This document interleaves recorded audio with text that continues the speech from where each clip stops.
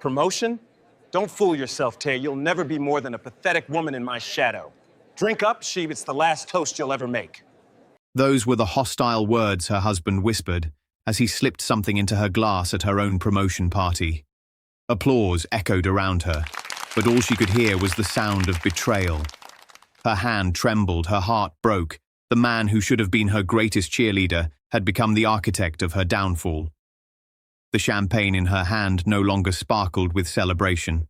It stung like poison, a cruel reminder that her trust had been shattered beyond repair. But betrayal doesn't always win. With one quiet choice, she shifted the course of the night, and what followed would leave the room in utter shock. This is the story of a woman mocked at her moment of triumph, betrayed at the peak of her joy, and the twist that turned his cruelty into her crown. And today, it is being retold by me. Hello, family. Welcome back. Before we begin, I have a small but heartfelt request. Please subscribe. Your support is what keeps these stories alive. Every time you click that button, you're helping us share voices that would otherwise be forgotten and stories that deserve to be heard. And in the comments, tell us where you're watching from, because together we are not just telling stories, we are keeping hope alive. The clock ticked past midnight in the Bennett household. The apartment should have been quiet, a place of rest after long hours of work. But peace rarely lived there anymore. Clare Bennett stood at the kitchen counter, carefully packing her work bag for the next morning. Her mind was still buzzing with the email her boss had sent earlier, praising her leadership on the marketing campaign. It wasn't official yet, but everyone whispered the same thing. Clare was getting the promotion. She allowed herself a small smile, just a little glow of pride. But that glow faded the moment Daniel's voice cut through the silence. "So, what's got you grinning like a fool?" Clare turned. Her husband leaned against the doorway, glass of whiskey in his hand. His tie was loosened, his shirt half unbuttoned, but his eyes were sharp, watching her like a hawk. "Just a long day," she said softly, keeping her tone neutral. Daniel smirked. "Don't lie.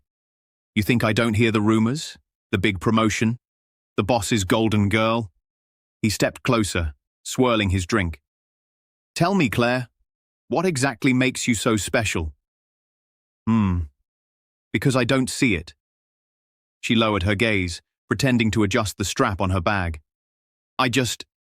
I've been working hard." "Working hard," he repeated, his voice dripping with sarcasm. "Don't kid yourself. You're lucky they even let you sit at that table. You're nothing without me." Nothing. His words hit her like stones. But Clare had learned long ago that arguing only made it worse. Daniel walked around her slowly, like a predator circling prey. "Do you know what people say when they see us together? They wonder how a man like me ended up with someone like you." He let the words hang heavy. "You think anyone at that company actually respects you? They're laughing at you, Clare, using you until they get bored." Her chest tightened. She forced a steady breath. "Daniel, that's not fair." "Fair?" He laughed bitterly, cutting her off. "What's not fair is me coming home to a wife who thinks she's better than me, who thinks her silly little paycheck means she's important. Newsflash, sweetheart. You'll always be that small-town girl who should have been grateful to marry into my family's name." Clare's eyes burned, but she kept her tears hidden. Daniel finished his drink in one swallow and slammed the glass on the counter. The sound made her flinch. He leaned in close, his breath hot against her ear. "Don't ever think you're above me, Clare. Because without me, you're nothing but a pathetic little secretary who got lucky." She nodded quickly, biting her lip to stop it from trembling. He pulled away with a satisfied smirk, as if he had won some invisible battle.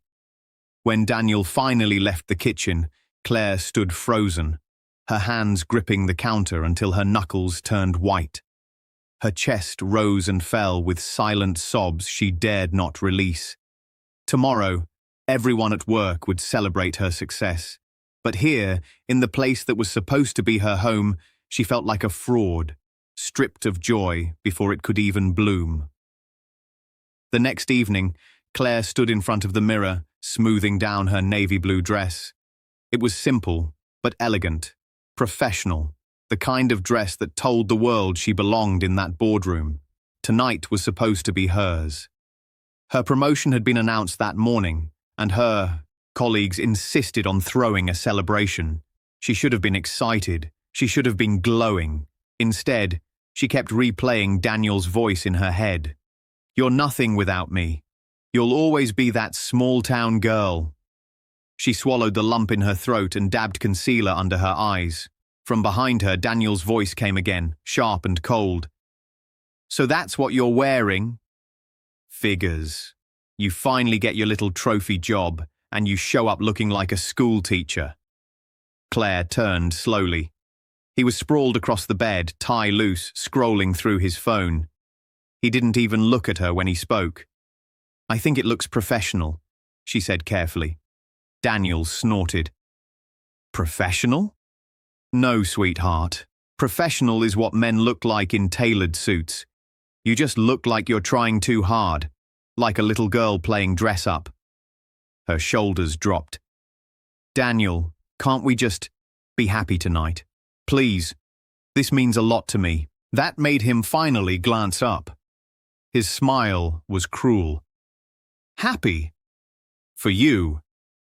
He set his phone down and sat up, his eyes narrowing. "Why would I be happy watching my wife parade around acting like she's more important than me?"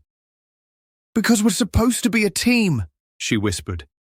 He stood and crossed the room, stopping so close she could smell the whiskey on his breath. "A team?" His laugh was low and mocking. "No, Claire. Let's get this straight. I'm the man. I'm the one with the name, the family, the respect. You're just riding my coattails. Don't you forget that." Her lips trembled, but she pressed them shut. Daniel tapped her cheek lightly, as if mocking affection. "But go on. Enjoy your little night. Smile for your friends. Just don't forget who you belong to when it's over." The banquet hall glittered with lights and music. Colleagues clapped her on the back, glasses clinked, and for a brief moment, Claire felt like maybe, just maybe, she was finally being seen, Nelly. But Daniel never left her side. His arm draped around her waist looked protective to the crowd, but his grip dug hard into her skin. "Look at you," he whispered in her ear as people cheered. "So desperate to be the center of attention. Do you actually believe they respect you?" "They're laughing at you, Claire. Every single one of them." "Daniel, stop," she murmured, trying to keep her smile in place for the cameras. He only tightened his hold. "I'll stop when you learn your place." Then he pulled away, raising his glass with a charming grin for the crowd. "Ladies and gentlemen," to my wife, the star of the evening, "let's raise a glass to Claire." Everyone cheered. Claire forced her lips into a smile, though her hand trembled around the stem of her glass. As the applause filled the hall, Daniel leaned close again. His smile stayed wide, his words slicing like knives. "Promotion? Don't fool yourself. You'll never be more than a pathetic woman in my shadow. Drink up. It's the last toast you'll ever make." Claire's breath caught. Her eyes flicked to her glass just in time to see his fingers slip something into it, quick and practiced. A fine powder dissolved into the golden champagne. Her heart pounded. The room spun, not from drink, but from the weight of realization. "He wants me gone." She steadied her hand, keeping her face calm. Nobody else noticed. Nobody but her. And then, when Daniel's head turned for just a second, she switched their glasses, smooth, silent. The host's voice boomed, "To Claire Bennett, our new Vice President of Marketing." Everyone lifted their glasses. Daniel lifted his too. He smirked at her, certain he had won. But when the crystal touched his lips, it wasn't her glass he held, it was his own. He drank deeply. Seconds later, his smile faltered. His hand shook. The glass slipped from his fingers, shattering on the floor. Gasps filled the hall, chairs scraped back. People rushed forward as Daniel collapsed, clutching his throat. Claire stood frozen, her glass untouched. Every eye turned toward her. Applause had died into horrified silence. The whispers began, and in that single moment, Claire knew. Her triumph had just become her trial. If you haven't subscribed yet, we'd love for you to join our community by hitting the subscribe button. Through our stories, we build hope and give a future to children and women who have been abused all over the world. Motivate us by subscribing and turning on your notification bell so you never miss a story that matters. Also, let us know in the comments. Where are you watching from, and how did this story speak to you? The hospital smelled like bleach and old coffee. Claire sat on the hard chair outside Daniel's room, her fingers pressed so hard together, her nails left crescent moons in her palms. She had slept less than an hour since the party. Every time she closed her eyes, she saw Daniel's face go slack, the way his hand had fallen, the champagne glass breaking on the floor. Her phone buzzed with messages that read like knives. "Are you okay? What happened?" Turned quickly into, "Did she do it? And how convenient. Her promotion, and then this." "Claire?" The voice was cold, clinical. Evelyn Bennett stepped into the corridor like she owned every tile. She wore a black coat and a look that had no room for softness. Her heels clicked a small, steady warning. Claire stood up before she could think. "Evelyn, Evelyn didn't let her finish. She moved inside the small waiting area, eyes scanning the room like a judge.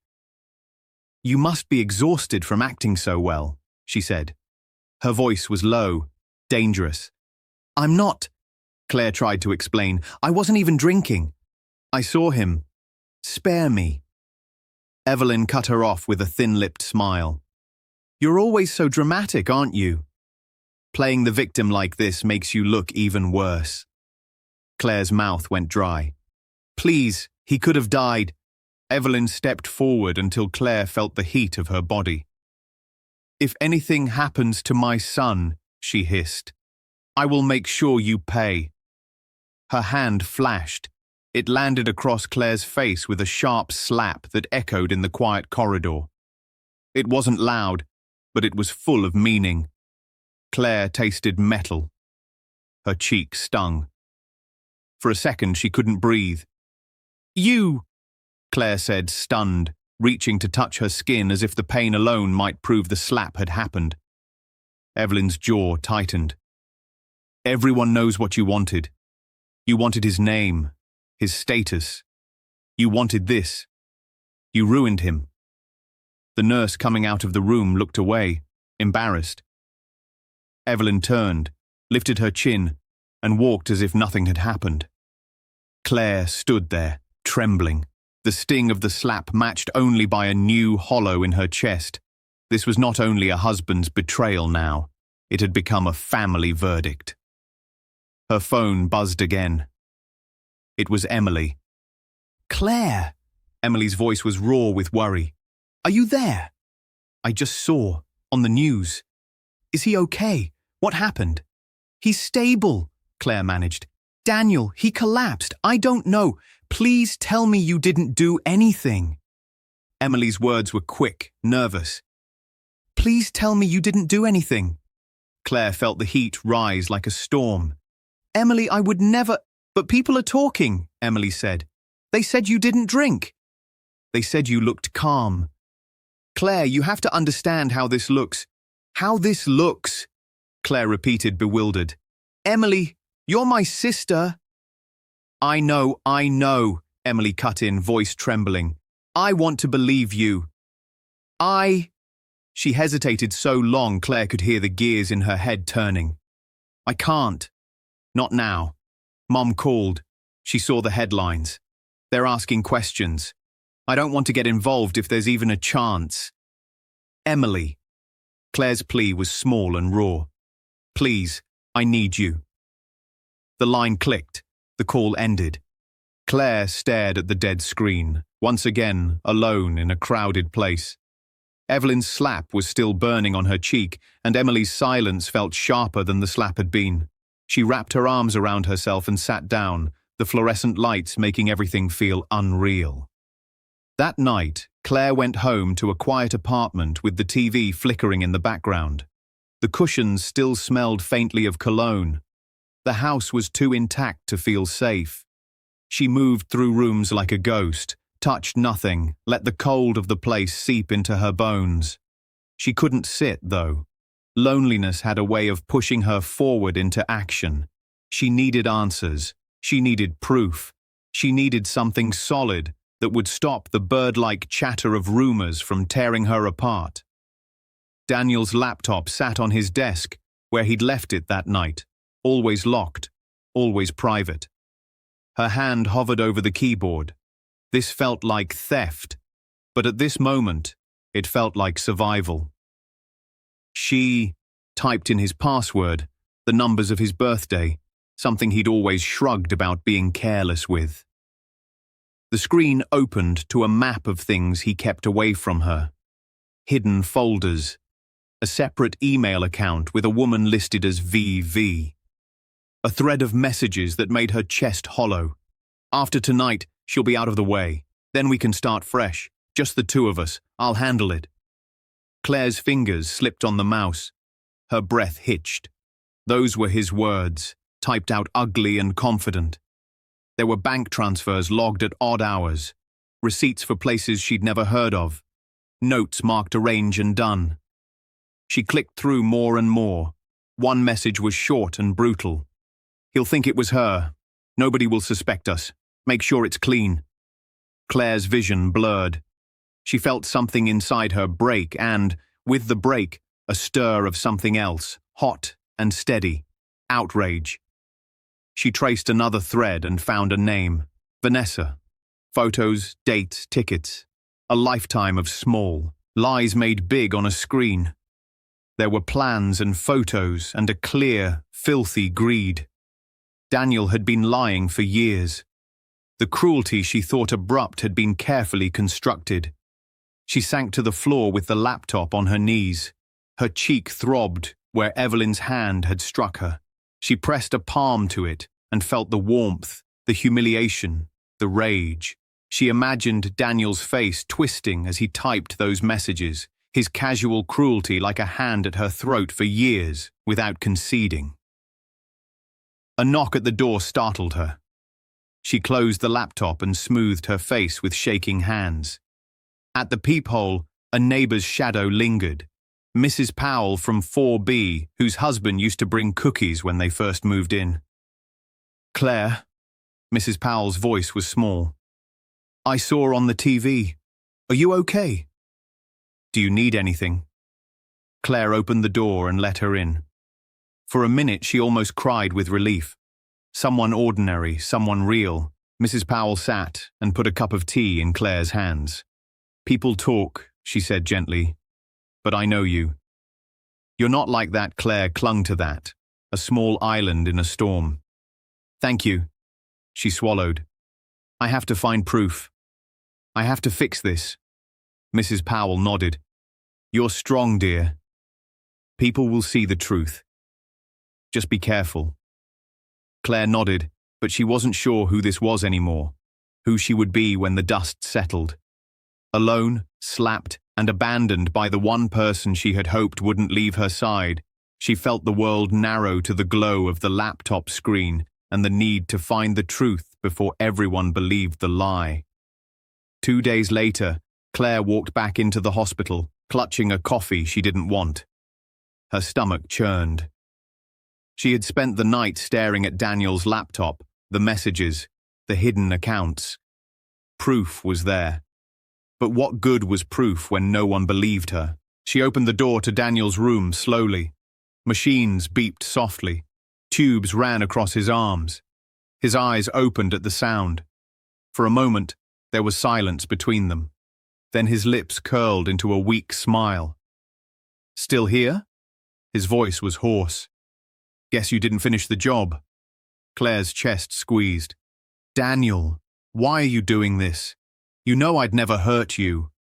Save it, he rasped. The police will want a statement. I'll tell them everything. That you hated me, that you were jealous, that you snapped. Who do you think they'll believe? The successful husband from a good family, or the bitter wife who wanted too much? Her knees felt weak. She gripped the end of the bed. Daniel, I know about Vanessa. I know about the accounts. I saw everything. You were planning this. He laughed, a dry, ugly sound. And who will believe you, Claire? Who? You're finished. I made sure of it. Before she could answer, the door swung open.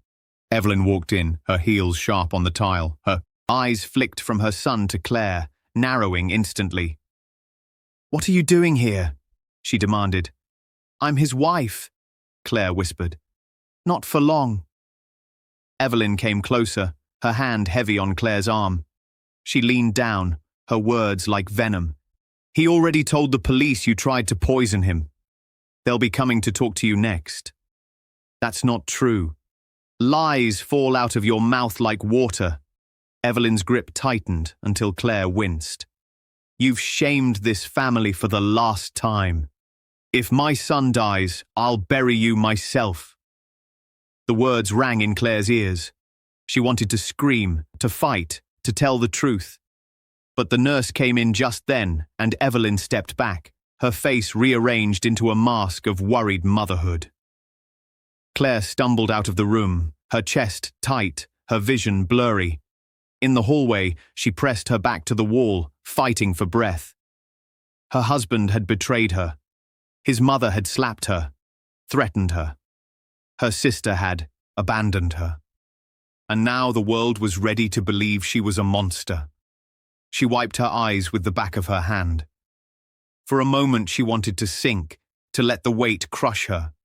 But the memory of Daniel's messages burned in her mind. He thought she was broken. He thought no one would believe her.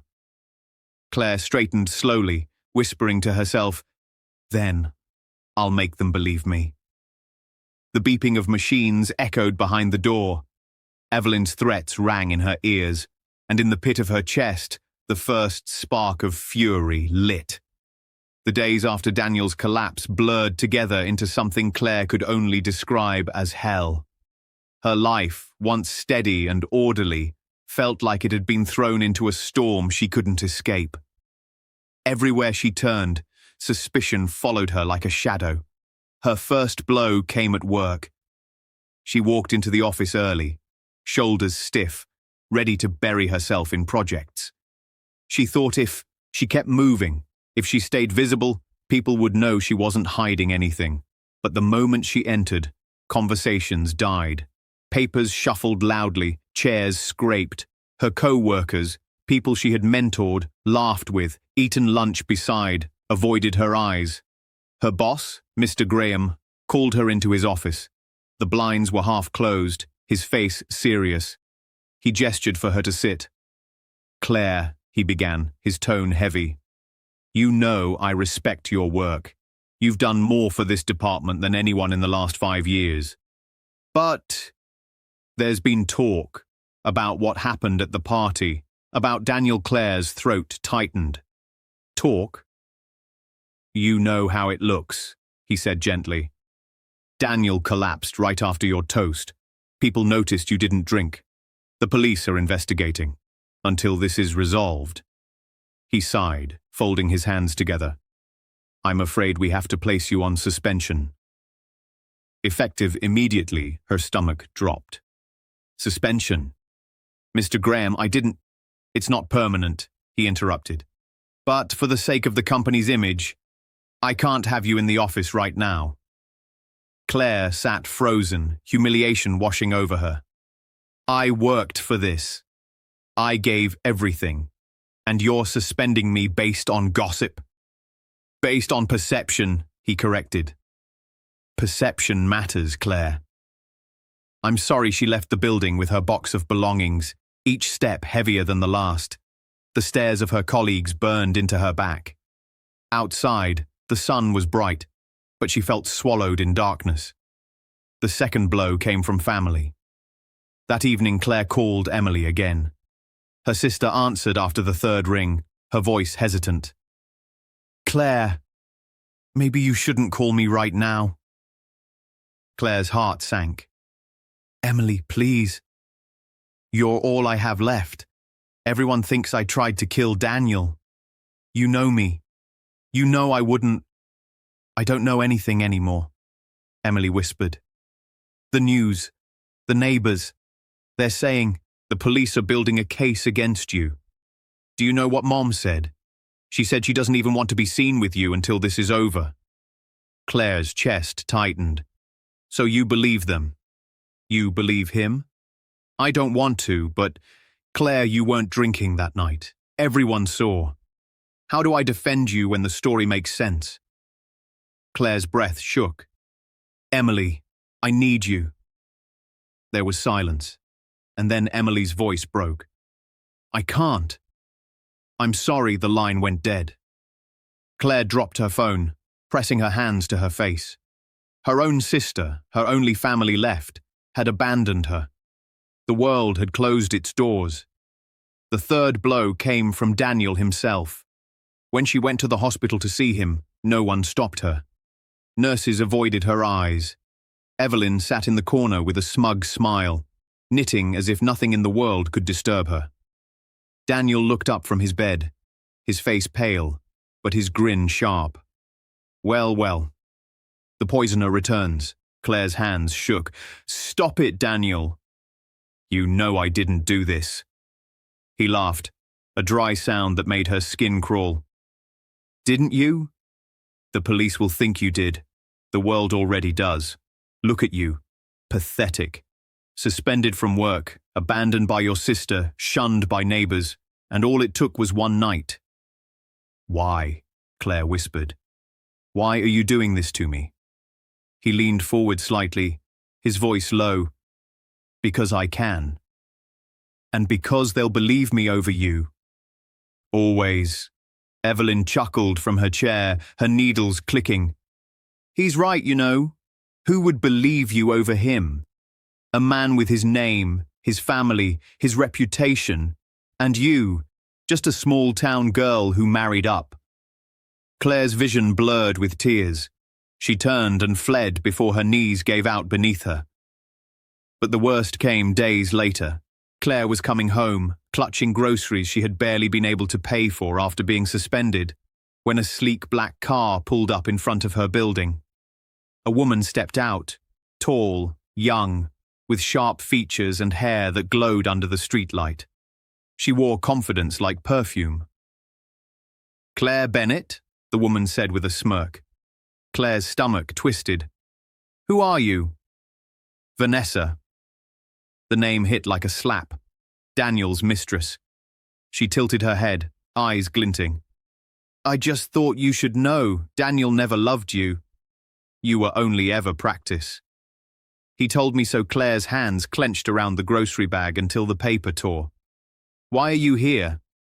"Because I want you to understand you've already lost. He chose me. He's going to leave you. He already promised." Vanessa's hand smoothed over her stomach with deliberate slowness. "Oh, and I'm pregnant. So even if you tried to hold on to him, it wouldn't matter. He belongs to me now." One night she sat at Daniel's desk again. The laptop hummed softly like it was waiting. Her hands moved without thought, opening his files, his emails. She dug deeper, desperate, determined, and then she found it. A folder marked private. Inside, hidden among junk files, was an audio recording. Her pulse quickened as she clicked it. Daniel's voice filled the room. Clear, arrogant. "She won't see it coming. I'll slip it into her glass, make her look like the jealous wife who snapped. The police will eat it up. By the time they finish with her, Vanessa and I will be long gone." Claire froze. Her blood roared in her ears. He had said it. Out loud. Proof. Her hands trembled as she pressed replay, again and again, hearing his voice boast about drugging her at the promotion party, hearing him laugh about destroying her. She clutched the phone she had used to save the file. her whole body shaking. But this time, it wasn't from fear. It was from resolve. She lifted her head slowly, eyes burning, her voice a whisper in the empty apartment. Daniel, this is the end of your game. And for the first time since the nightmare began, she felt something she hadn't felt in weeks. Hope. The invitation arrived in a white envelope, thick paper with elegant cursive. Evelyn Bennett's handwriting was unmistakable. Family dinner, Sunday, 7 p.m. Attendance expected. Claire stared at the paper for a long time. She knew what it meant. Evelyn wasn't inviting her to dinner. She was staging a trial. Her hands tightened around the envelope. She thought of the whispers at work, the neighbors' stares, her sister's silence. She thought of Daniel's mocking words in the hospital bed. She thought of Vanessa's cruel smirk and the way Evelyn's slap had stung her cheek. And then she thought of the recording.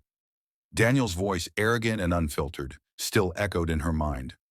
I'll slip it into her glass, make her look like the jealous wife. The police will eat it up. By the time they finish with her, Vanessa and I will be long gone. Claire slipped the envelope into her bag. Evelyn thought she was walking into her own public execution. But Evelyn had no idea. Claire had already loaded the bullets. The night of the gathering, Claire dressed carefully. Not flashy, not meek. She wore a fitted black dress with simple pearl earrings. Her hair was pinned back, her makeup minimal. She wanted them to see her face clearly when the truth came out. As she arrived at the Bennett estate, she felt the weight of every eye. The house gleamed with chandeliers and polished floors, but the warmth was an illusion. Evelyn had gathered them like a jury. Relatives, close friends, even a few of Daniel's business partners. Daniel sat in the center of it all, propped up in a wheelchair, a blanket over his legs. His smile was faint but triumphant, as if he already knew how the night would end. Evelyn hovered beside him like a guard dog, lips curved in a smug grin. Claire, Evelyn said sweetly, though her eyes were daggers, so good of you to come. We thought it was important to clear the air. Murmurs rippled through the room. Claire felt the judgment pressing in on her. She kept her head high. Daniel spoke, his voice weak but deliberate. I just want everyone here to know the truth. About what Claire did to me. About the poison. About the ambition that blinded her. The room went silent, all eyes shifting to her. Claire's pulse raced, but her voice was steady. You want the truth? She said quietly. Then let's give them the truth. She reached into her bag and pulled out her phone. She tapped once, and Daniel's own voice filled the grand room, projected loud and undeniable. She won't see it coming. I'll slip it into her glass, make her look like the jealous wife who snapped. The police will eat it up. By the time they finish with her, Vanessa and I will be long gone. Gasps erupted. Chairs shifted. Evelyn froze, her hand tightening on the back of Daniel's wheelchair. Claire stood tall, letting the words play again and again, echoing against the crystal chandeliers. Daniel's face drained of color. That's fake. She edited it. But the room wasn't listening. They had heard his tone, cocky, careless, guilty. Vanessa, who had been standing near the back in a red dress, suddenly stepped forward, her eyes blazing. Enough, Daniel.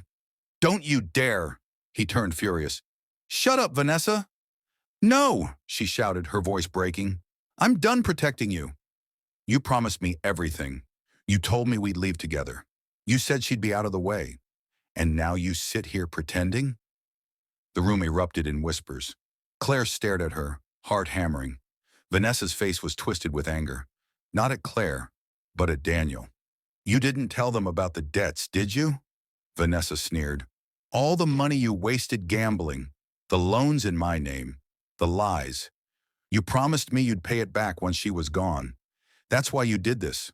Not for me. Not for us. For yourself, Daniel's voice cracked. Stop it, Vanessa. Vanessa turned to the stunned guests.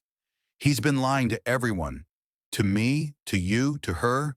He doesn't care about family or marriage or loyalty. All he cares about is his pride. She looked directly at Claire. And yes, I was foolish enough to believe him. But he told me everything. He wanted you destroyed. The room was chaos now. Murmurs, gasps, heads shaking in disbelief. Evelyn's face had gone pale, her perfect composure crumbling. "Daniel," she whispered, her voice trembling. "Tell me this isn't true." But Daniel said nothing. His jaw clenched, his eyes darting between his mother, his mistress, and his wife. The walls of lies he had built were collapsing faster than he could repair them. Claire stepped forward, her voice steady and clear. "All this time you told me I was nothing. You mocked me, humiliated me, betrayed me. You thought your lies would bury me." Her eyes locked on his. "But tonight, your lies buried you." Evelyn finally broke. Her hands trembled on the wheelchair. She looked at her son as if seeing him for the first time. You did this? You tried to destroy her? After everything we gave you?" Daniel tried to reach for her hand, but she pulled back sharply. The rejection in her eyes was final. Claire didn't gloat. She didn't smile. She only pressed play one last time, letting Daniel's confession echo through the room until the weight of it crushed every excuse he could make. The door opened and 2 police officers stepped inside. "Daniel Bennett," one said firmly, "you're under arrest for attempted poisoning, fraud, and conspiracy." The room fell into stunned silence. Daniel shouted, struggling in his chair, but it was useless. The officers cuffed him, wheeling him out as he spat curses at Claire, at Vanessa, even at his own mother. Evelyn sat down heavily, her face gray with shock. She didn't look at Claire. She didn't say a word. When the guests finally left, when the whispers faded, Claire stood alone in the center of the glittering room. The chandeliers still sparkled, but the air felt lighter now, as if the house itself had expelled a poison it had harbored for too long. Vanessa lingered at the edge of the room. Her mascara had smudged, her confidence drained. She looked at Claire with something close to apology. "I didn't come here to help you," she admitted quietly. "I came here to protect myself. But I guess you deserve the truth more than I did." Claire's voice was soft but firm. "Truth doesn't care about motives." "It always comes out," Vanessa nodded once, then left without another word. Evelyn sat silently in her chair, staring into nothing. For the first time since Claire had met her, she looked powerless, broken. Claire didn't wait for her to speak. She simply walked past her, head high. For years she had begged for Evelyn's respect, for Daniel's love, for her sister's trust. But tonight had taught her something far more valuable. She didn't need any of it to stand tall. Weeks later, Claire returned to her office. This time no one whispered when she entered. Colleagues approached her with quiet apologies, awkward smiles, gestures of support. She accepted them with grace but not dependence. Mr. Graham met her at her office door. "Claire, I owe you an apology. We should have trusted you." Claire offered a small smile. "Trust isn't given. It's proven." I think we all learned that she sat at her desk, the promotion plaque still waiting where she had left it. For the first time, it didn't feel like a fragile victory. It felt earned, solid, unshakable. That evening, as she stood in front of her mirror, she whispered the words she hadn't been able to say at the party. "Daniel, you wanted to poison my crown. But tonight, your poison became my crown." Her reflection stared back at her, not broken, not afraid, strong, whole. And with that, she turned off the light, leaving the past behind her. Envy consumes the envious long before it touches the innocent. A cruel heart can disguise itself as love, but truth unmasks betrayal in time. What is built on lies always collapses under the weight of truth.